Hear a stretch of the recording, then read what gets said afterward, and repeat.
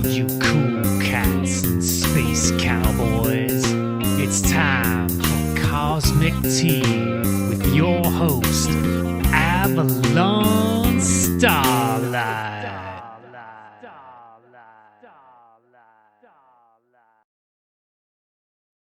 Hello, welcome to this week's episode of the Cosmic Tea Podcast. I'm Avalon Starlight, your host, and I'm really excited to be back. I've taken the last few weeks to kind of just, do some internal work, gain some clarity about what I would love to see the direction of this podcast going. And with that comes a little news that I'm trying to create some space to be able to support the communities that I'm here to support. And so moving forward, there will only be one Cosmic Tea podcast every single week.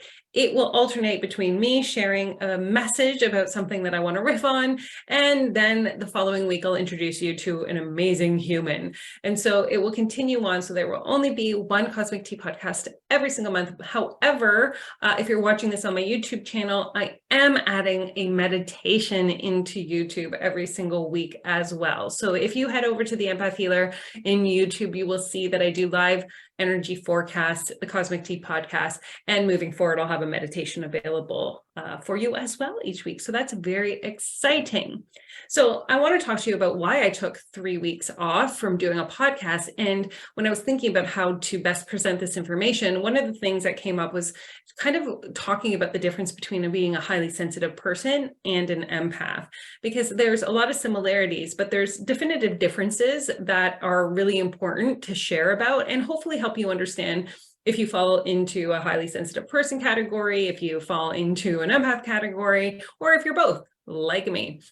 So first, let me just talk to you about what empathy is, right? So empathy is an emotion. It's you being able to understand what somebody is going through. It's something that you can foster if you're not a highly sensitive person or an empath. You can create more empathy in your life. You can practice feeling what other people are feeling. And most of that time, you're just imagining yourself being in someone else's shoes and what they're experiencing, right? Highly sensitive person takes it to the next level, right? So we are born with a gene in our brain, SERT, SERT gene, and this means that we process information differently than everybody else on the planet. So it is not based on trauma, which empaths tend to have more trauma based.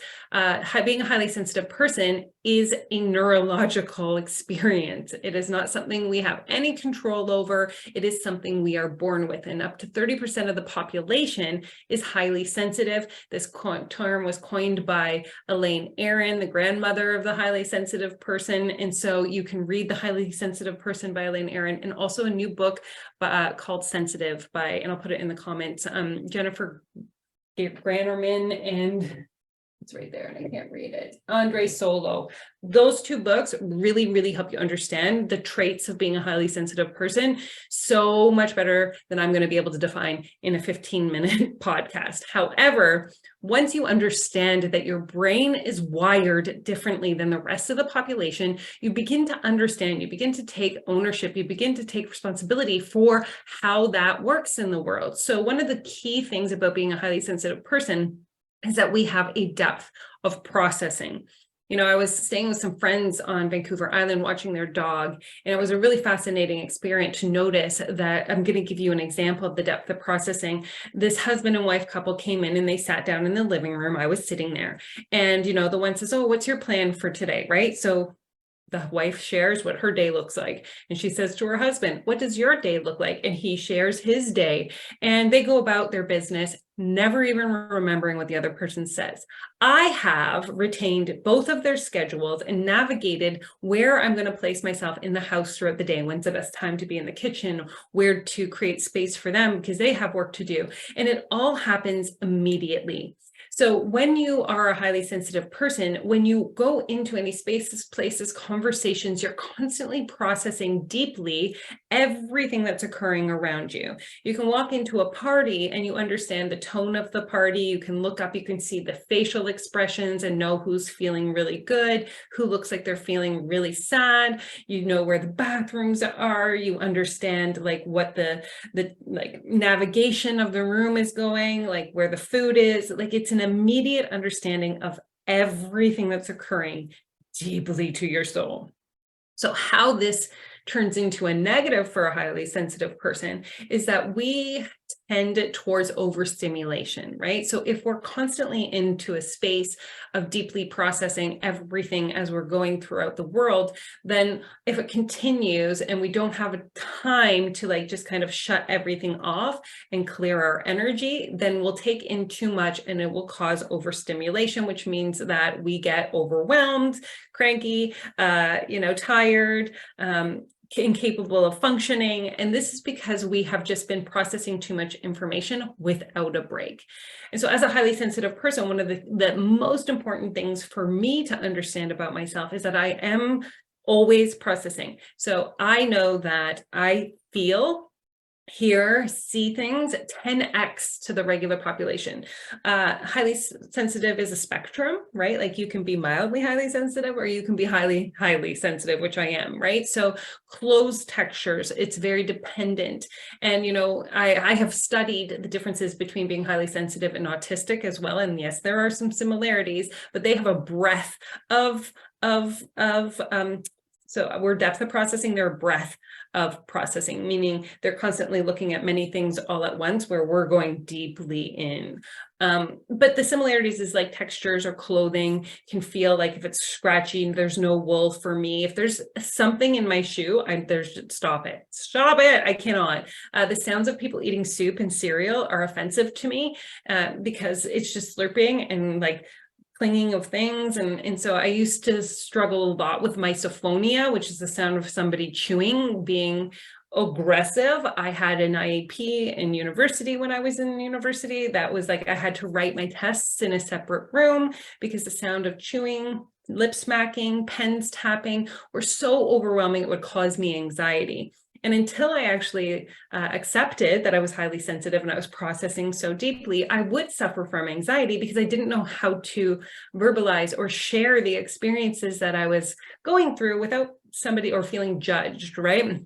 And so to give you a reason why I was off for 3 weeks, my business has been like kind of like needing some extra attention. And because I was processing so much information and working in that avenue, in that arena, that I needed to take a step back and just take time to myself to just like have that quiet space. It is the most important thing for a highly sensitive person to have, which is a place or a space where you can be alone that is for you and only you, where you can just let the day's events go, let any emotions. I often say to my partner, I'm like, there's nothing more exciting for me than when I have the house to myself, because I don't even have to be thinking about where somebody is in the house, what they're doing. Because if there's people in the house, even though it's my own space, I'm thinking, processing where they are, what they're doing, how it's impacting everybody else in the house, and it's uncontrollable. So space time, I also believe as highly sensitive people, taking at least 1 to 2 trips a week, even if it's just a night or a weekend away by yourself, so that you can just again cleanse and clear your energy, is such a powerful thing. Since I've introduced this into my life, such a difference it makes. Okay, so that's highly sensitive person. The second thing is an empath. So empaths tend to have come from a lot of trauma in their childhoods, which has made them experience energy a little differently. So when you become hypervigilant, meaning that something has happened in your childhood where you have to like really place close attention to how people are navigating the world around you. So for me, I grew up in a house with a lot of mental illness, and there was some narcissistic abuse in there, and there was just like a whole bunch of sexual trauma. Like it was just a cocktail, right? But understanding the moods of the people of my house was so important to my well-being. So I would train myself to understand what the sound of a cupboard closing sounded like, the footsteps, the huffing, the tone of voice that were being used, because I needed to know when I left my room what version of me I needed to be leaving with to ensure that I was safe and that I was secure. So when we become so attuned to energy in our childhood, oftentimes it creates some sort of like avenue for us to be able to, I call us receivers of energy. So if you think about like a a radio receiver, right? There are radio waves everywhere. And when you have a good receiver, you're just tuning the tuner to find different stations of energy that you can actually hear, right? So as being an empath, I think of it as like constantly energy is flowing to and through me. And because of my childhood trauma, I have navigated and learned the skill of being able to tune to different levels of frequency that I run through me to ensure that I'm placing myself in as much safety and security as possible. Now, oftentimes in a childhood situation, we don't even know we're doing it. We're just doing it because it's how we stay safe and how we stay secure. And so there often comes a point in an empath's life where they have, and you may have just kept your gift the whole time, but you will notice that you create like some sort of connection to your gift. For me, that looked like I wouldn't just play Barbies or with my stuffies. Like I could feel the energy of this. I would create like these entire life like experiences with these dolls. These dolls would talk to me. I would feel their energy. Like I would create whole relationships with my dolls. Right? Later to realize after I went through one of my dark nights of my soul, because I believe we have more than one, it's how we have compound catalytic experiences. And it was in one of these dark nights of my soul that I began to receive information in meditation. And when I started to understand these voices in my head that I was hearing in meditation were real, then they sprung into real life. And so like I can speak to my higher self. I can be in somebody else's energy and speak to their higher self. And so like for me, I'm a fire empath, and I have done an entire podcast episode on the 4 different elemental types of empaths. And as a fire empath, I'm able to go into people's energy and feel, see, hear, know, depending on whose energy I'm in, what's going on underneath their experiences, underneath their emotions, right? But I was doing this as a child. So an empath now isn't just at the level of the brain, processing information deeply and being able to navigate the world around them through what they're able to process. An empath now becomes the receiver of energy. And so now energy flows through them in a way that, is different. It's different because when you are a conduit of energy at this level, you feel things that don't belong to you. You hear things that other people don't hear. You experience the world through a different lens, a different frequency of energy. And it's like, I call it a spiritual gift, because I believe that when we came to Earth, we chose our childhoods, we chose our parents to experience what we experienced so that we could learn to step into these roles. Oftentimes empaths step into the role of being a healer because we have had so much trauma, and we understand that we want to heal ourselves, and we do all this work to heal ourselves so that we can support the next person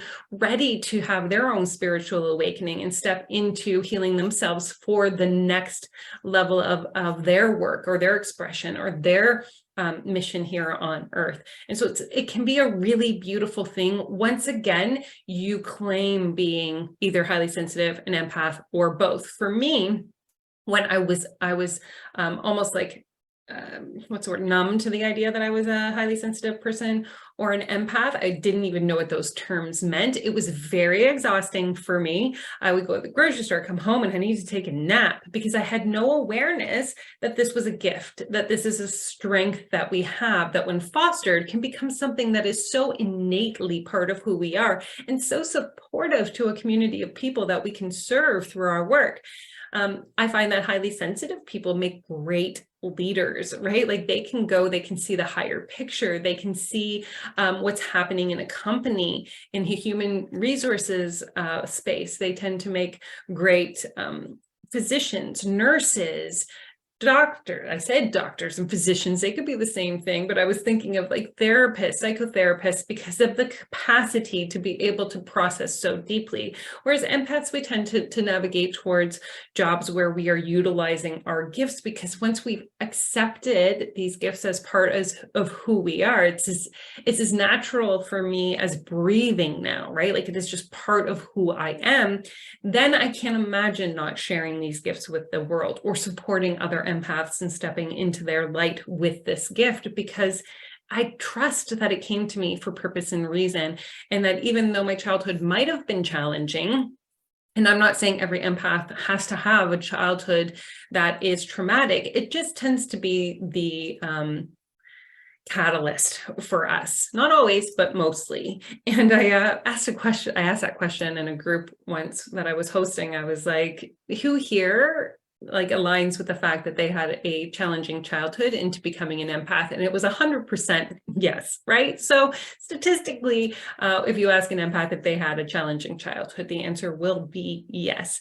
And so this is the main difference, right? So understanding that highly sensitive people have a gene, the SERT gene, that just helps them process information deeply. The overwhelm is overstimulation, and to navigate having alone time. Whereas being an empath, you are oftentimes on the scale of being a highly sensitive person, and then you add in that you're transferring energy to and through you, whether it's of animals, plants, locations, emotions, physicality, whatever your particular empath gift is. But I will link the 4 different elemental empaths, so you can kind of navigate, if you're curious about that, which empath you are, and I'll put those in the notes below. But I'm curious now, if you've made it through this entire podcast, which one most aligns with you? Do you feel more connected to being a highly sensitive person? Do you feel more connected to being an empath? And maybe you're like me and you know with every ounce of your being you're a highly sensitive empath. And I would love to hear. So tag me on Instagram at the Empath Healer, share your comments below here on YouTube, share this with a friend who you know is maybe coming into their awareness that they have one of these 2 traits, right? Being an empath or highly sensitive person, and allow them to be able to hear something that, because I wish I had that, right? I wish that I had the clarity, because the minute I knew that I had an empath, was an empath, it allowed me to begin to shift my life to support being an empath. So I wasn't being overwhelmed by the world. I became in control of the energy. And whew, when you start to control the energy, that's when you dance. That's when things get really good. So excited to hear from you all. And I look forward to coming back in a couple weeks. Next week, I have a really incredible guest, Maria. And oh, geez, she is a powerful witch, y'all. So tune in next week to her story, because it is mesmerizing. And I look forward to talking to you soon.